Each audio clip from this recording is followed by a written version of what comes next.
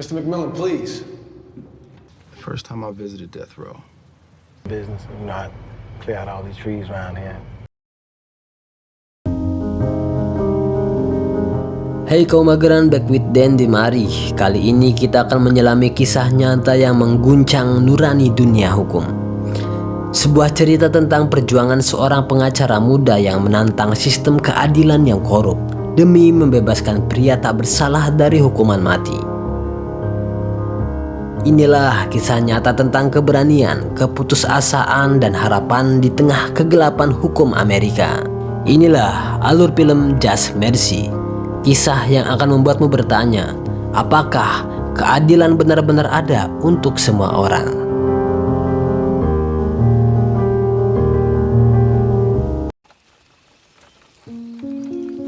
Film dimulai di Monroeville, Alabama, Amerika. Pada tahun 1987, seorang pria kulit hitam bernama Walter McMillan atau yang akrab dipanggil Johnny D sedang mengendarai truk tuanya melewati jalan pedesaan yang sepi. Tiba-tiba dari arah berlawanan beberapa mobil polisi muncul dan menghentikan laju truknya. Tanpa penjelasan apapun, para petugas langsung menodongkan senjata dan memerintahkannya untuk keluar dari kendaraan. Walter kebingungan dan ketakutan. Ia tidak tahu apa yang sedang terjadi, tapi tetap menuruti perintah polisi. Dalam hitungan detik, tangannya diborgol dan ia dituduh membunuh seorang gadis muda bernama Rhonda Morrison. Ia mencoba menjelaskan bahwa dirinya tidak tahu apa-apa soal pembunuhan itu, namun tak seorang pun mau mendengarkan. Polisi membawanya pergi begitu saja, sementara ia terus bersikeras bahwa dirinya tak bersalah. Setelah itu, kisah berpindah ke Brian Stephenson, seorang pemuda kulit hitam lulusan Harvard Law School. Brian dikenal cerdas, rendah hati, dan memiliki keinginan kuat untuk memperjuangkan keadilan bagi orang-orang yang tak mampu membela diri. Ketika teman-teman seangkatannya memilih bekerja di firma hukum ternama dengan bayaran tinggi, Brian justru memilih jalan berbeda. Ia pergi ke Alabama, negara bagian dengan sejarah panjang ketidakadilan rasial, untuk membantu orang-orang miskin dan narapidana yang tidak memiliki pengacara yang layak.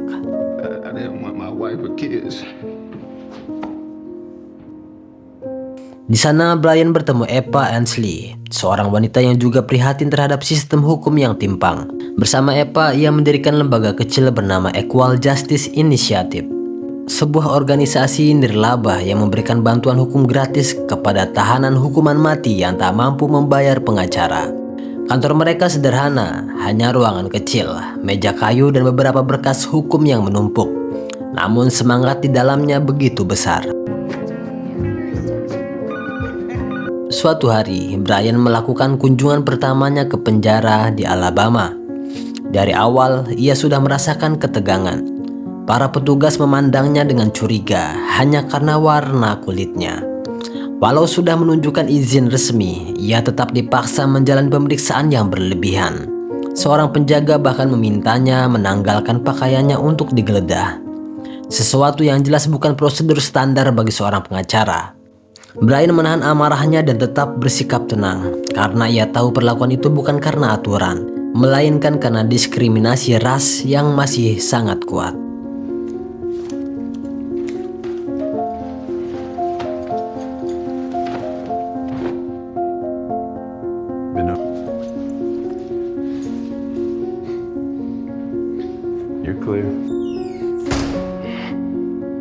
Setelah diperbolehkan masuk, Brian bertemu beberapa narapidana yang menunggu giliran dieksekusi.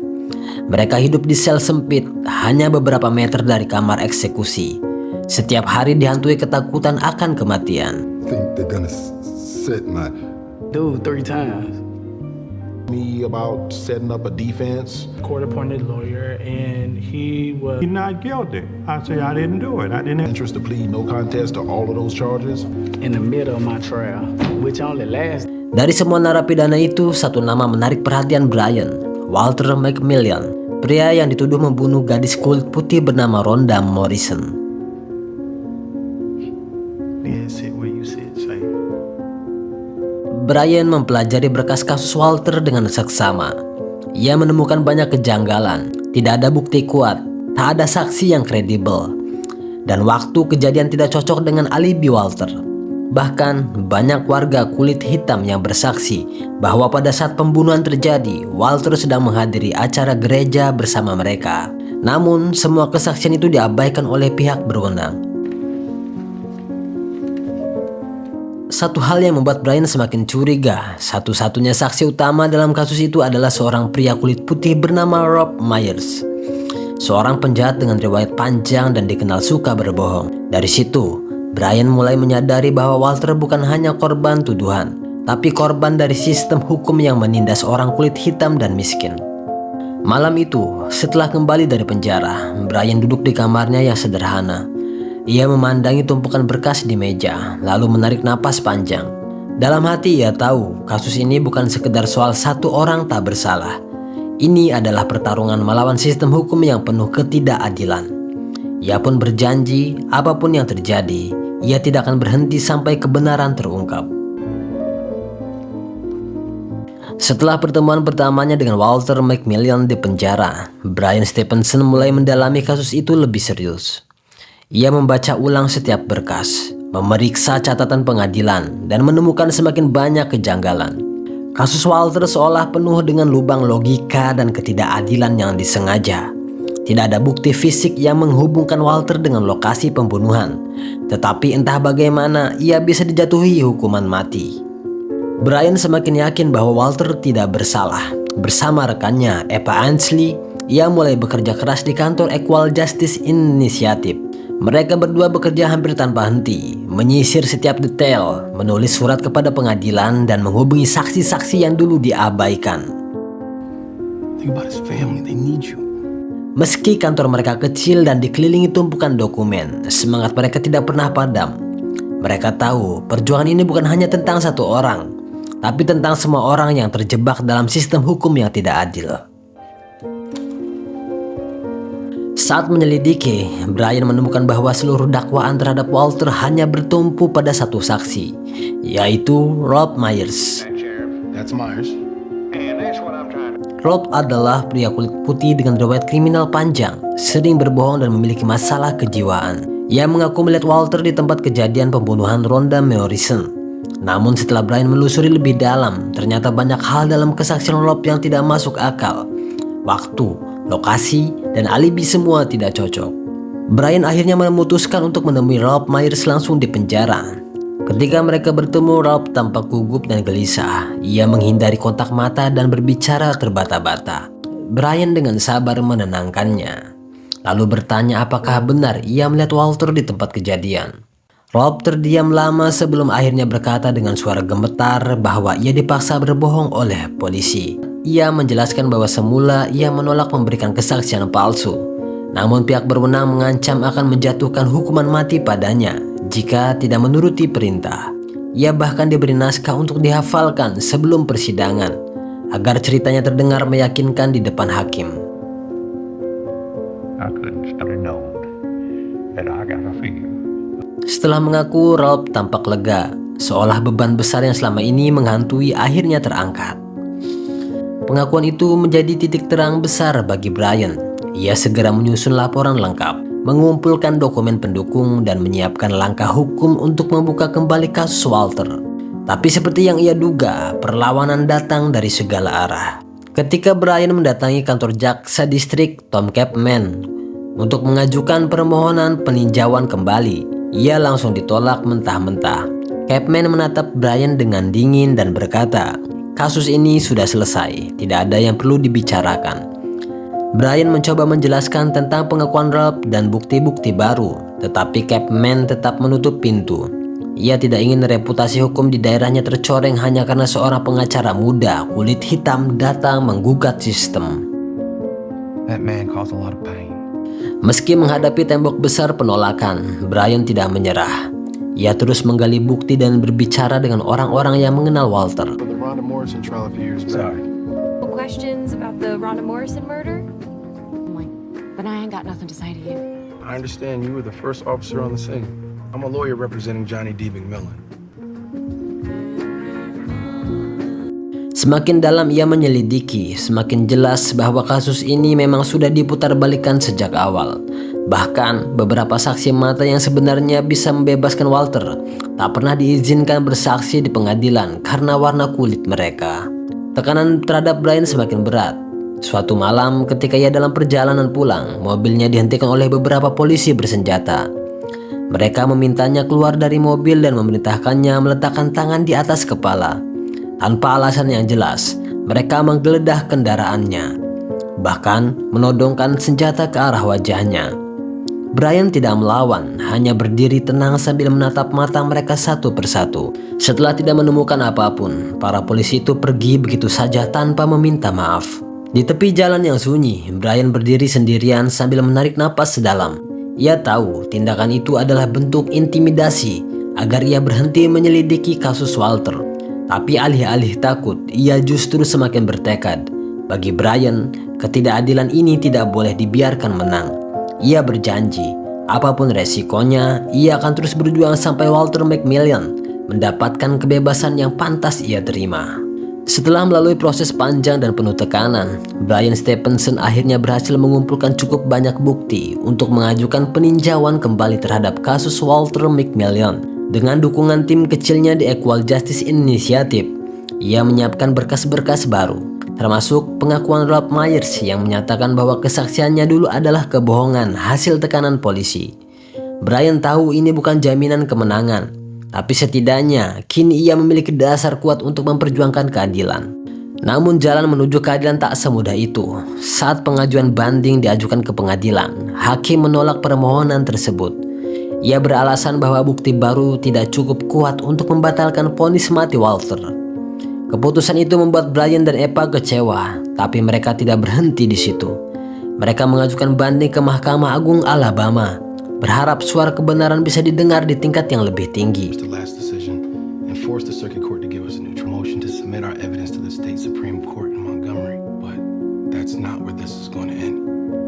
Sementara itu, Walter yang masih berada di penjara mulai kehilangan harapan. Setiap hari ia dihantui kebayangan bahwa hidupnya akan berakhir di kursi listrik. Tapi setiap kali Brian datang menjenguk, ia kembali menemukan sedikit ketenangan. Brian tidak pernah berhenti meyakinkannya bahwa kebenaran pasti akan menang. "Selama saya masih hidup, saya tidak akan membiarkan Anda mati di sini," katanya dengan suara tegas namun hangat. Di tengah perjuangan hukumnya semakin berat, Brian juga menghadapi tekanan dari masyarakat sekitar. Banyak warga kulit putih menuduhnya mengacaukan ketertiban dan menganggapnya sebagai ancaman.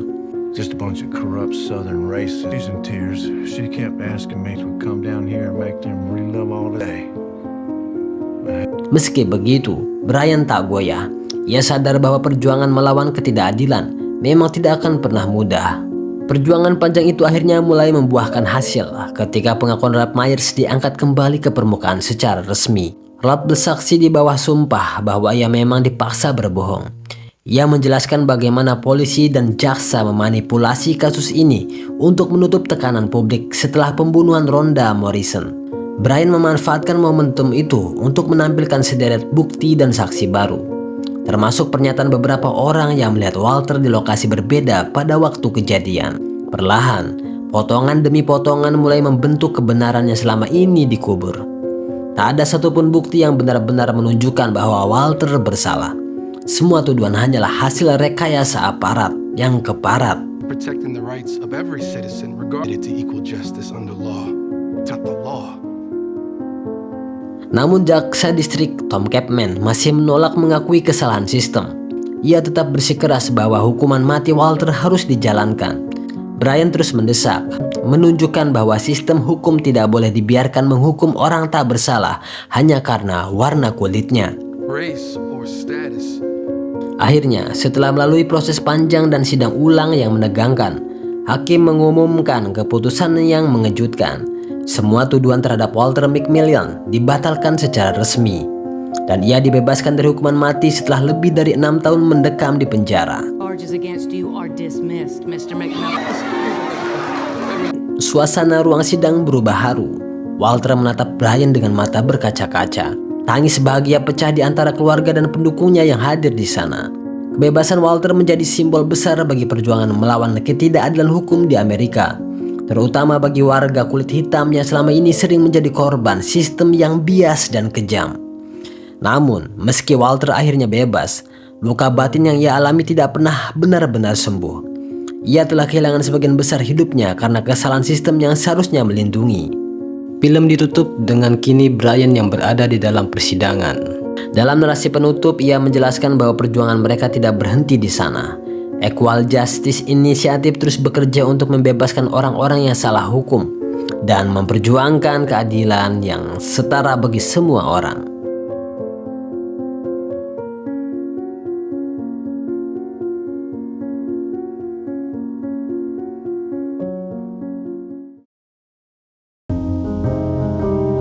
Kita sering mendengar kata keadilan, tapi jarang benar-benar melihatnya bekerja untuk semua orang. Kisah Walter McMillian bukan sekedar tentang seorang pria yang diselamatkan dari hukuman mati. Ini adalah potret betapa rapuhnya sistem yang seharusnya melindungi kita. Bryan Stevenson mengajarkan satu hal, bahwa keberanian bukan berarti tidak takut, tapi tetap melangkah meski ketakutan itu ada di depan mata. Dan di dunia yang penuh ketidakadilan, kadang satu suara kebenaran saja sudah cukup untuk mengubah segalanya. Terima kasih sudah menonton sampai akhir. Kalau kamu suka dengan kisah penuh makna seperti ini, jangan lupa tekan tombol like, subscribe, dan nyalakan loncengnya agar tidak ketinggalan dengan alur-alur film selanjutnya. Karena di sini setiap kisah punya makna dan setiap makna akan kita ungkap bersama. Dan mari sampai jumpa kembali.